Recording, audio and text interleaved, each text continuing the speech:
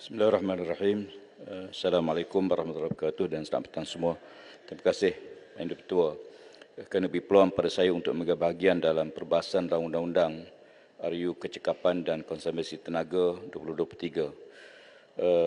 Saya fikir tidak ada pihak yang menolak undang-undang ini sebab dia satu tindakan yang sangat positif dalam usaha kita untuk mengelak pembaziran tenaga yang berlaku dalam negara. Dan cuma apa yang saya ingin bangkitkan ialah tentang kita punya reserve kita terlalu besar. Kita minta pengguna jimat tenaga, tapi di waktu yang sama pihak kerajaan, khususnya Suruhanjaya Tenaga, mesti memantau supaya lebihan 40% sekarang yang dapat dikurangkan paling tidak pun dalam 20 ke 25%. Saya fikir 40% ini kita kerugian 80 bilion setahun. Tenaga yang tak diguna. Di waktu yang sama kita minta pengguna jimat.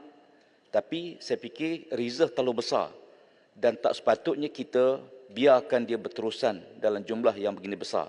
Kebanyakan negara reserve antara 15 ke 20%. Tapi oleh kerana kita pernah mengalami satu kes kejadian yang lampau menyebabkan kerajaan mengambil inisiatif lebih selamat. Tapi angka 40% terlalu besar. Bayangkan 80 bilion kerugian hampir setahun kerana reserve tenaga yang tak digunakan. Pindaan ini bagus untuk melahirkan pengguna yang cekap dengan peralatan yang dapat dikawal.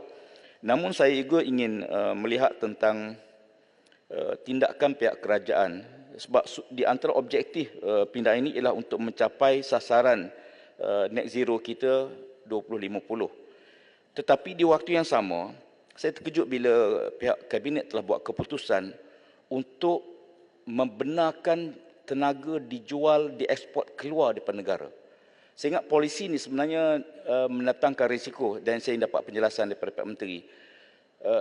Contohnya bila kita benarkan tenaga kita dijual ke negara jiran kita Singapura. Sedangkan di waktu yang sama kita sangat perlukan green energy ni, tenaga hijau. Sebab penjualan itu dia akan menyebabkan kadar pelepasan karbon kita untuk offset karbon tidak akan mencukupi. Maka kan itu saya dapat penjelasan berapa sebenarnya pelepasan karbon negara sekarang dan berbanding dengan offset yang telah kita ada.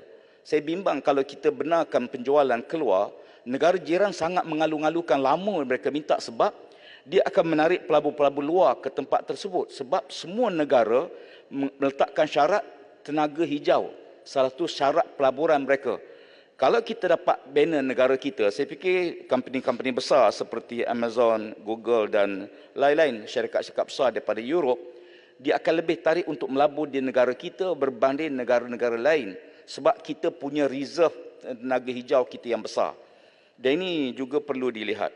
Aspek yang kedua yang juga saya dapat penjelasan ialah tentang peluang-peluang pekerjaan dibangkitkan tadi. Saya fikir ini adalah satu usaha yang sangat positif supaya peluang-peluang pekerjaan dapat kita capaikan di negara kita. Kalau kita jual ke negara luar, peluang pekerjaan itu akan beralih ke negara lain, bukan negara kita. Dan ini di antara perkara-perkara yang perlu dilihat. Selain pada itu, saya setuju dengan berpandangan. Abang Krian, boleh sikit? Ya, sila. Yang Amat Abang Krian, Yang Amat Menteri, soalan ini nombor 11 pada pagi ini berkaitan yang Amat Abang Krian bangkitkan. Tetapi disebabkan masa tak cukup, Yang Amat Menteri tak dapat nak jawab dalam Q&A pagi tadi. Cumanya saya dapat jawapan daripada Yang Amat Menteri berkaitan persoalan yang dibangkitkan. Apakah kelebihan bagi benarkan ekspor TBB ke negara luar? Saya lihat di sini dia menyatakan akan membuka peluang ekonomi baru kepada pemaju industri TBB. Saya minta sangat Yang Amat Abang Krian, kita boleh tanya kepada Yang Amat Menteri apakah peluang ekonomi ini. Kalau menguntungkan negara kita, kita tak ada masalah. Tetapi yang saya yakin dan percaya apa hujah dan saya menyokong pandangan Yang Amat Abang Krian, jangan sampai kita bantu orang lain, akhirnya dia tidak memberi keuntungan kepada negara kita dalam tempoh jangka masa yang panjang. Ya, terima kasih. Saya harap dimasukkan sebahagian daripada ucapan saya dan saya setuju apa dibangkitkan untuk kita dapat penjelasan. Selain pada itu, saya bersetuju dengan beberapa pandangan rakan-rakan tadi untuk inisiatif, pertimbangan inisiatif berbentuk sejumlah pengecualian cukai ke apa sebagai kepada mana-mana company yang telah pun melaksanakan program penyematan tenaga. kerana masa tak mengizinkan, saya ingin yang akhir sekali ialah untuk kerajaan juga melihat tentang prospek pembinaan mini hydro, bukan lagi empangan yang besar. Kita berdepan dengan isu kerosakan las kita agak serius bila kita buka empangan besar untuk hydro. Tetapi banyak negara di luar, negara maju telah menggunakan satu teknologi yang baru di mana mereka menggunakan mini hydro dan sepanjang-panjang sungai, dan dia mengurangkan impak kepada alam sekitar. Dan kalau ini dapat kita lakukan, kita dapat tingkatkan lagi jumlah tenaga hijau negara. Akhir sekali saya juga ingin menyebut tentang akta yang dibawa di bahagian kelima, di mana semua produk mesti dapat kebenaran dan ditampal dengan penarafan kecakapan tenaga, di mana mana-mana company, airline sebagainya, mereka boleh didenda sampai 50,000.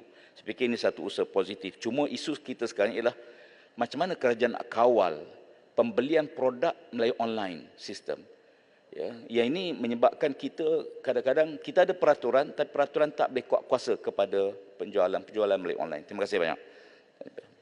Terima kasih Yang Berhormat Kuban Kerian. Saya jemput Yang Berhormat